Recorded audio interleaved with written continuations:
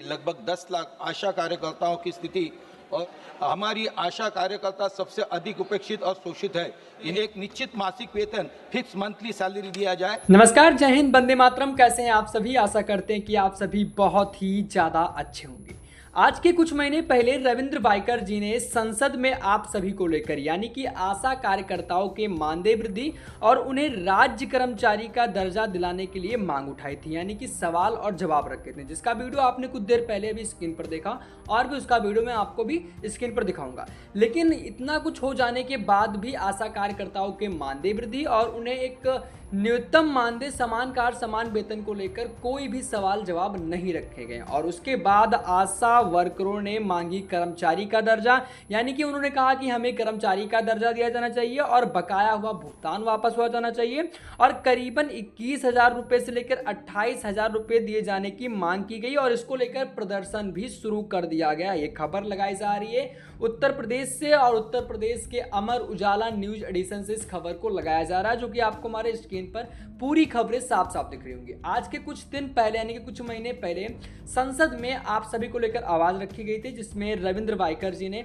आप सभी को लेकर यानी कि जितने भी राष्ट्रीय ग्रामीण स्वास्थ्य मिशन तहत 2025 के कार्यरत इन सभी बहनों को, आशा कार्यकर्ताओं को लेकर उन्हें समान कार्य समान वेतन को सिद्धांत लागू करने को कहा गया था। लेकिन उसमें सरकार ने चुप्पी साधी रही और कोई भी जवाब न देते हुए उसके बारे में बिल्कुल ही छोड़ दिया। इतना कुछ हो जाने के बाद उसके बाद आशा कार्यकर्ताओं ने फिर से एक बार ज्ञापन सौंपा, जिसमें अपने मांगों को रखा और मांगों को रखते हुए कहा कि हमारे मांगों को पूरी की जाए और जितने भी आशा कार्यकर्ता हैं, जितने भी प्रदेश की आशा कार्यकर्ता हैं, उन्हें कर्मचारी का दर्जा और उन्हें एक अच्छा वेतन दिया जाना चाहिए, क्योंकि जिस तरह से आशा कार्यकर्ता काम करते हैं उनका मानदेय, उनका वेतन, उनकी सैलरी हमेशा उच्चतम होनी चाहिए। लेकिन इतना कुछ हो जाने के बाद भी सरकार ने इसके बारे में कोई जवाब नहीं दिया। अब उसके बाद अमर उजाला न्यूज एडिशन ने इस खबर को लगाया, जिसमें आशा वर्करों ने मांगा कर्मचारी का दर्जा और बकाया हुआ भुगतान, कि राज्य कर्मचारी का दर्जा देने और बकाया राशि की भुगतान और अन्य मांगों को लेकर आशा कार्यकर्ता यानी कि आशा वर्करों ने सोमवार को प्रदर्शन किया और प्रदर्शनकारियों ने राज्य कर्मचारी का दर्जा देने की मांग भी की। और प्रदेश भर के इको गार्डन यानी कि इको गार्डन में जुटी आशा वर्करों ने 30 अक्टूबर तक का बकाया प्रोत्साहन राशि का भुगतान न होने पर बड़े आंदोलन की चेतावनी भी दी है। और उत्तर प्रदेश आशा वर्कर्स और इसके साथ साथ यूनियन के बैनर के तले बड़ी संख्या में जुटी आशा व सांगनी कार्यकर्ता की अगुवाई में यूनियन की प्रदेश अध्यक्ष लक्ष्मी देवी ने कि उन्होंने कहा कि आशा की सांगनी कार्यकर्ताओं से बंधुओं मजदूर की तरह व्यापार किया जा रहा है। लेकिन केंद्र व राज्य सरकार 45-46 और भारतीय श्रम सम्मेलन और इसके साथ सिफारिशों के मुताबिक राज्य कर्मचारी का दर्जा, न्यूनतम वेतन और ईपीएफओ और ईएफआई और ग्रेजुएटी की सुविधा देने से बच रही है। यानी कि जिस तरह से आशा कार्यकर्ता काम कर रहे हैं उनको ईपीएफओ की सुविधा और ईएफएस की सुविधा भी और ग्रेजुएटी की सुविधा देनी भी चाहिए, लेकिन उससे सरकार मुंह मोड़ रही है। और उसके बाद भी इको गार्डन में आशा वर्करों का प्रदर्शन की मांग पूरी न होने पर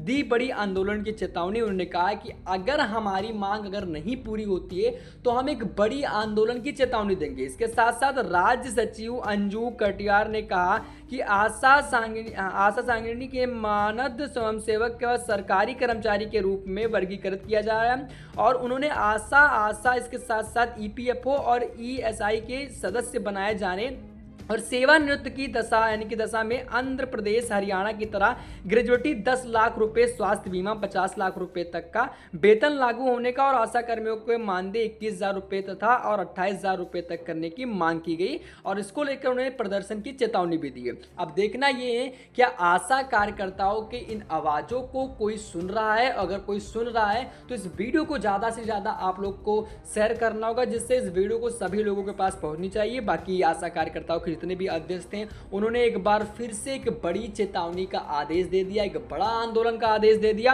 और उन्होंने जो तारीख बताई है 30 अक्टूबर तक का एक चेतावनी दी है और इको गार्डन में आशा वर्करों का प्रदर्शन की मांग पूरी ना होने पर दी है बड़ी आंदोलन की चेतावनी। आज के कुछ महीने पहले भी रविंद्र वाइकर जी ने संसद में आवाज उठाई थी आप लोग को लेकर, आपके समान कार्य समान मानदेय को लेकर आवाज उठाई थी, जिसमें से आपको ये बताया गया था कि राष्ट्रीय ग्रामीण स्वास्थ्य मिशन के तहत 2025 से कार्यरत इन बहनों ने गर्भवती महिलाओं को देखभाल, उनके टीकाकरण, परिवार नियोजन और सरकारी स्वास्थ्य योजनाओं के उनके घर घर तक पहुंचाने का अथक कार्य किया है। लेकिन दुर्भाग्यवश 20 साल बाद भी ना उन्हें निश्चित वेतन मिला है, ना पीएफ पेंशन, ना स्वास्थ्य बीमा देने की सुविधा मिली है। इतना कुछ करने के बाद भी आशा कार्यकर्ताओं को इन जैसी समस्याओं का सामना देखना पड़ता है। तो इन सभी को लेकर आशा कार्यकर्ताओं ने धरना प्रदर्शन किया। अब देखना है कि 30 अक्टूबर की जो चेतावनी है ये सरकार तक जाती है और सरकार तक का पहुंचाने का कार्य आप इस वीडियो को शेयर कर सकते हैं। बाकी आपको मैं वीडियो दिखा दूंगा जो कि रविंद्र वाइकर जी ने आज से कुछ महीने पहले संसद में अपनी आवाज रखी भी थी। वीडियो आपको कैसी लगी कमेंट बॉक्स में बताइए, और आपको क्या लगता है कि आशा कार्यकर्ताओं के मानदेय वेतन वृद्धि को लेकर क्या कुछ कैसे कदम उठाए जाने चाहिए, कमेंट बॉक्स में आप अपनी राय बता सकते हैं। बाकी और भी कई सारी खबरें आएंगी जो आपको हमारा चैनल सबसे पहले बताएगा। बाकी जानकारी यही थी। वीडियो पसंद आया हो तो वीडियो को लाइक करें, आप थोड़ा सा इस वीडियो को भी देख लीजिए। धन्यवाद सभापति महोदय जी। मैं इस सदन और सरकार का ध्यान इस देश की लगभग 10 लाख आशा कार्यकर्ताओं की स्थिति और उनकी ओर आकर्षित करना चाहता हूं। इस साल नेशनल रूरल हेल्थ मिशन के तहत शुरू हुए आशा कार्यक्रम को पूरे 20 साल हो गए। 2005 से इस कार्यक्रम को गाँव में स्वास्थ्य सेवाओं की बहुत बढ़ाई और महिला और बच्चों के स्वास्थ्य के सुधार लाने के महान उद्देश्य के साथ शुरू किया गया था। लेकिन यह बहुत दुख की बात है कि 20 साल के निस्वार्थ सेवा के बाद भी हमारी आशा कार्यकर्ता सबसे अधिक उपेक्षित और शोषित है।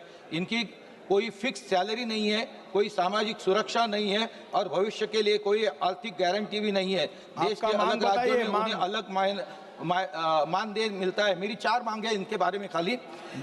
मेरी ये मांगे है कि पूरे देश में आशा कार्यकर्ताओं के लिए सेम रूल सेम पेमेंट का सिद्धांत लागू किया जाए और उन्हें एक निश्चित मासिक वेतन फिक्स मंथली सैलरी दिया जाए। ठीक है। उन्हें सोशल सिक्योरिटी के दायरे में लाया जाए और उनके लिए प्रोविडेंट फंड की व्यवस्था किया जाए। सभी आशा कार्यकर्ता और उनके परिवार को हेल्थ इंश्योरेंस की लाइफ इंश्योरेंस कवर प्रदान की जाए।